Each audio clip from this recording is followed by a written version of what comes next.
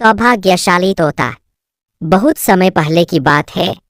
एक छोटे से गांव के पास एक सुंदर जंगल था। उस जंगल में तरह तरह के पक्षी और जानवर रहते थे।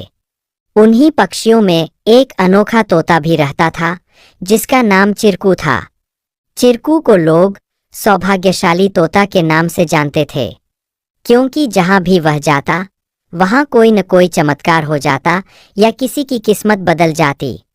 गांव के लोग मानते थे कि अगर चिरकू उनके घर आ जाए तो उनके जीवन में सुख और समृद्धि आ जाती है।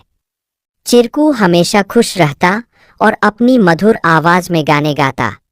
लोग उसे फल और अनाज खिलाते और उसकी भलाई की कामना करते थे।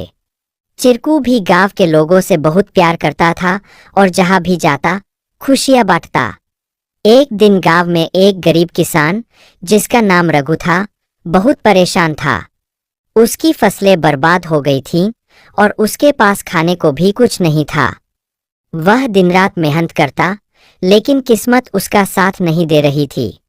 एक दिन रघु ने गांव के लोगों से चिरकू के बारे में सुना और सोचा कि शायद यह सौभाग्यशाली तोता उसकी भी मदद कर सकता है। रघु ने तय किया कि वह चिरकू से मिलकर अपनी किस्मत बदलने की विनती करेगा। अगले दिन वह जंगल की ओर चल पड़ा और चिरकू को खोजने लगा। बहुत ढूंढने के बाद उसे चिरकू एक पेड़ की डाल पर बैठे हुए मिला। रघु ने बड़े ही आदर के साथ कहा। चिरकू ने रघु की बातें ध्यान से सुनी और उसकी आंखों में दया उमड़ आई।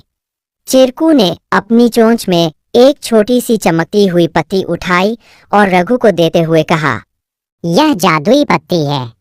इसे अपनी जेब में रख लो और जब तुम अपने खेत में काम करने जाओ तो यह पत्ती तुम्हारी किस्मत बदल देगी। रघु ने धन्यवाद कहा और वह पत्ती लेकर अपने घर लौट आया। अगले दिन वह अपने खेत में काम करने के लिए गया। जैसे ही उसने खेत में जुताई शुरू की, अचानक से बारिश होने लगी। उसकी सूखी जमीन हरी भरी हो गई और थोड़े ही समय में उसकी फसलें लहलहा उठीं। रघु की मेहनत सफल हुई और उसकी किस्मत सच में बदल गई। अब रघु के पास भरपूर अनाज था और वह फिर से खुशहाल जीवन जीने लगा। उसने गांव के लोगों को चिरकू की बुद्धिमानी और उसके द्वारा दी गई जादुई पत्ती के बारे में बताया। सभी लोग चिरकू की प्रशंसा करने लगे और उसे और भी अधिक प्यार देने लगे। लेकिन चिरकू ने रघु को एक बात कही थी, याद रखना, यह पत्ती सिर्फ तुम्हारी मेहनत का साथ देगी। अगर तुम मेहनत करना छोड़ दोगे तो यह भी अपना जादू खो देगी। रघु ने चिरकू की बात समझ ली और कड़ी मेहनत जारी रखी। धीरे धीरे उसकी स्थिति पहले से बहुत बेहतर हो गई। वह गांव के सबसे सफल किसानों में से एक बन गया। लेकिन उसने कभी यह नहीं भूला कि उसकी सफलता में चिरकू और उसकी मेहनत का कितना बड़ा हाथ था। कहानी से सीख। इस कहानी से हमें यह सीख मिलती है कि किस्मत भी उन्हीं का साथ देती है जो खुद मेहनत करते हैं। सौभाग्य और अवसर तभी काम आते हैं जब हम अपने प्रयासों से उन्हें सही दिशा देते हैं। Please like, share and subscribe our channel to learn more.